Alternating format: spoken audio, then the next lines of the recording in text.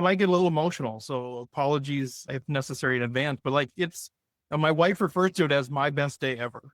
Ooh, jeez, stop it here. No, because yeah, I'd never get this emotional. So I don't know what it is. I never in a million years thought I'd be a speaker. That was just never the deal. I grew up as a math nerd because that's what I was supposed to do, right? I was a creative kid, but that doesn't pay the bills, right? That's what you're told. So you got to do what you're good at. And I was good at math. So that's what I did. Dedicated myself that way through high school, through college, through my career as an actuary. Did that for, 25, 26 years, somewhere in there. Eventually left the corporate world. Thought math is what I do, right? So I'm going to do coaching, consulting, training. Did some of that for a while. And I'm just like, I'm just so sick of math. Like and frankly, I don't know if I ever even liked math. Like, honestly, I was good at it and made a career out of it, but I never really liked it. And so then I was like, this kind of crossroads of now what? Like, I quit the job. I decided I don't like math. I don't really want to go back into the corporate world. Coaching, consulting, that was fine, but I didn't really enjoy it. And having a conversation with a buddy of mine about 4 years ago, somewhere in there. And he's like, what about speaking? Because I did speak at conferences as an actuary because nobody else ever wanted to speak. I was like, Steve can speak, I guess, so we'll let him do it. So I'd done it, but I really had no idea, like, the speaking industry. I was like Tony Robbins, like, I don't really get what this means. And we talked about that, started exploring it.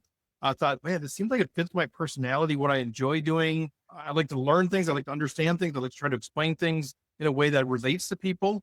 And so I started exploring it, and then I just started doing it. And then it's just taken off. And over time, I've gotten rid of all my clients. And now this is what I do full time.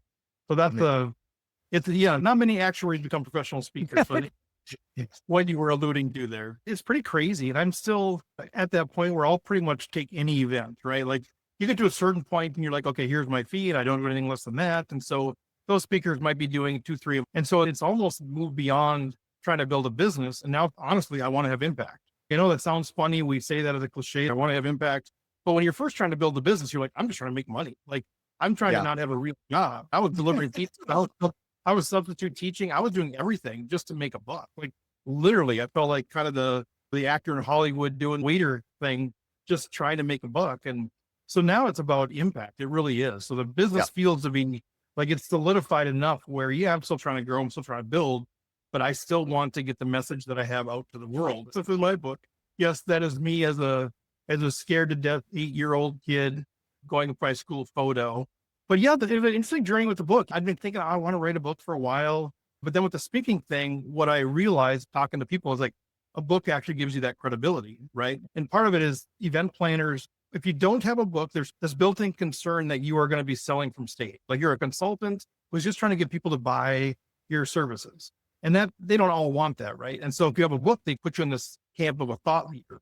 But so it's a little bit safer for them, but there's some credibility there. Even with a book like me, like mine is not like it's a memoir, right? And it's a memoir of a non-famous person. Like, I'm nobody famous, but I have a book, and that does open doors for sure. But I wanted to go into this thing, writing a book. I talked to Eric on the front end of this thing, and I'm like, we're trying to wrestle. What do I have to say? And I give you credit. I've told people this before too. My book is called Do the Unright Thing, Memoir of a People Pleaser. That's what my book is. And I was going and talking to Eric. Well, I just feel like we just had a little conversation for about 5 minutes. I shared my story of, man, I'm just always doing everything right. And I'm just frustrated. I built a good life, right? My life is good. It's stable, good financial income, happy life, but I'm just frustrated. And he said, it sounds like what you've learned to do is to do the unright thing, not the wrong thing, but the unright thing. And so it's just that conversation, like, boom, that was it. And so, we went down the journey, went through manuscript, had a great experience with that whole process.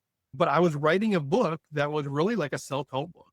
It was research-based. I'd written a ton of words. I'd done 70 different citations about this. And I remember, one of you was one of your team members. I was wrestling with one of your editors. I'm just like, oh, I'm just like, yeah, this is good, but it's not me. Like, I'm just a dude. I'm not an expert. I don't want to speak as an expert. I don't want to be positioned as an expert. I don't want my whole life to be about how I'm this expert and how do you escape the good life trap and all these messages that I was delivering. And finally, I just beat them in a submission. And they were like, you should just write a memoir. Like, just write your story. Just do that. And maybe that other book is a future thing. And so that shifted kind of midstream. So I had to scramble and quick write this book.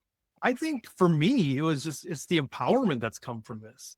First of all, just getting the story out there. And these are stories that my wife and kids didn't even know some of that. I mean, because it's just a story to my childhood. They don't know all that stuff or whatever. Yeah. So I felt more known, even though it was super risky to do that. But I felt so empowered because now, with speaking being the platform and people will buy the book and that sort of thing, or I'll give them away. People are like, this is my story. This is my story. This is what I've been dealing with my whole life, is always trying to do everything right. And how do I step out of that? And I think the empowerment that's come from being seen and heard and knowing I'm not alone in that has really impacted me on a real personal, visceral level. I think from a business side, it certainly helped, but just personally, yeah, taking that risk and doing it and having the response that I've had has been phenomenal.